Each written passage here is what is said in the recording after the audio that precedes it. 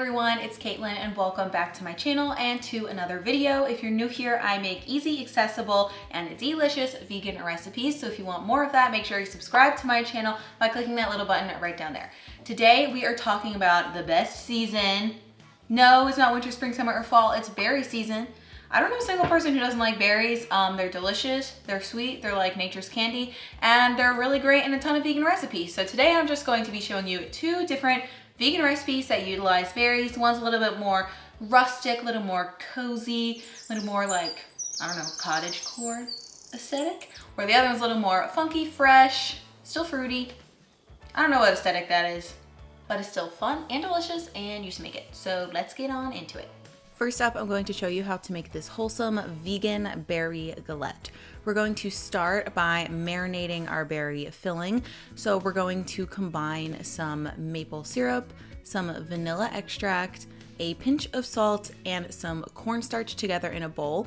Whisk this together first so the cornstarch completely dissolves, that way you don't get any clumps on the berries.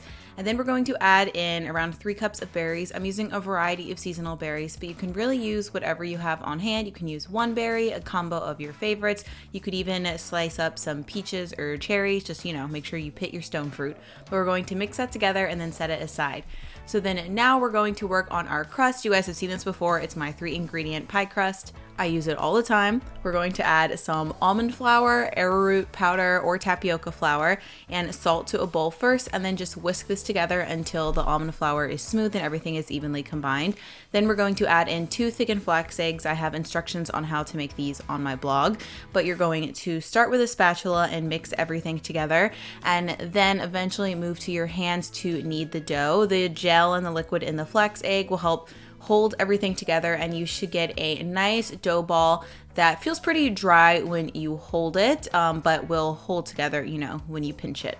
So now we're going to take that dough ball and put it in between 2 sheets of parchment paper. This helps prevent it from sticking to our rolling pin or any other flat object. We're going to roll this dough out until it's about 1/4 inch thick, and you want to try to roll it into a circle. But the great thing about galettes is that they are very rustic, so it doesn't have to be a perfect circle. And honestly, I think the unique characters of each one makes it look even more homey and delicious. So just roll it out until it's about an even uniform thickness, and then we're going to peel that top layer of parchment paper off, and we'll use the bottom one and place it on a baking sheet. Now we're going to add in our berries, and if there's any juice in your bowl, add that to the center of the galette as well. This will all thicken up in the oven as we bake it. And we're going to use the parchment paper to fold the galette up and over. And as you can see here, I'm kind of pinching the ends together and overlapping the edges. So this is how you make your rustic looking crust, and I like to use the parchment paper to bring it up just because the dough itself can be a little bit sticky. So you're going to go all the way around to form your circle. Just make sure that the crust is above the fruit so none of those juices ooze out and it stays trapped in.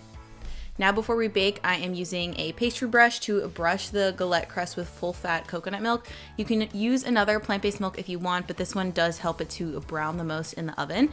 And then here, optional but highly recommended, I'm sprinkling some turbinado sugar, which is just like unrefined cane sugar, onto the edges of the crust. This gets so crispy in the oven, and it's just like the extra little thing that takes it to the next level. I'm cutting the excess parchment paper off here. You don't have to if you don't want to, but I wanted to. And now we're going to bake it in the oven, and this is what it looks like when it comes out. So I didn't mash my berries up or anything, but if you wanted a more jammy filling, you could mash them when you marinate them.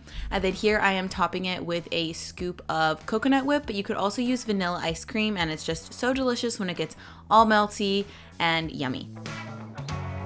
Next up, we're going to be making these baked vegan blueberry donuts. So we'll start with the donut base for this one. I'm using a base of oat flour here, like I like to for all my recipes. We're also adding in some baking powder and some salt. And then we're just going to whisk that together. That is all of the dry ingredients.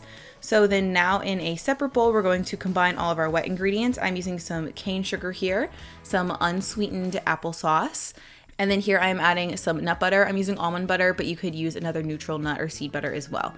Then we're going to add in some plant-based milk. I'm using soy milk, and then carefully whisk everything together. My bowl was definitely a little too small, but you wanna make sure the cane sugar is dissolved and that the almond butter or nut butter is evenly distributed.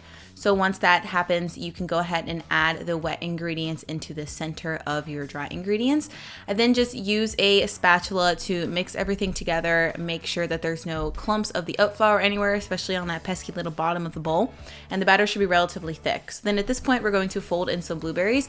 I am using wild blueberries because they're smaller and I think they incorporate into the batter more, and I'm using frozen ones. Just make sure you thaw them completely and drain off any excess liquid before you fold them into the batter.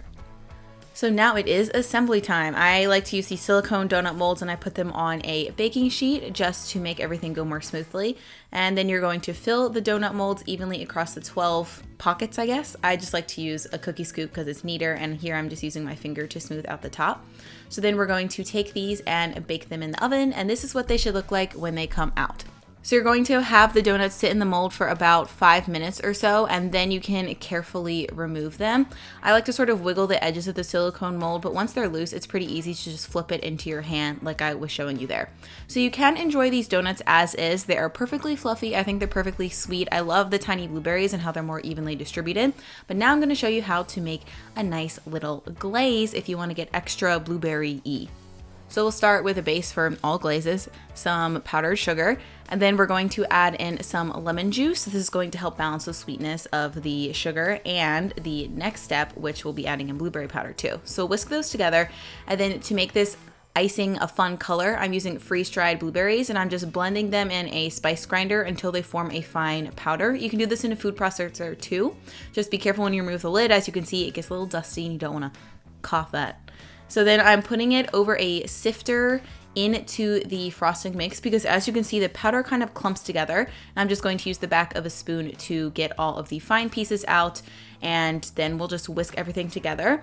And as you can see, it forms the most luscious, shiny, amazing purple color. Honestly, I think this would be good like drizzled over ice cream or something too.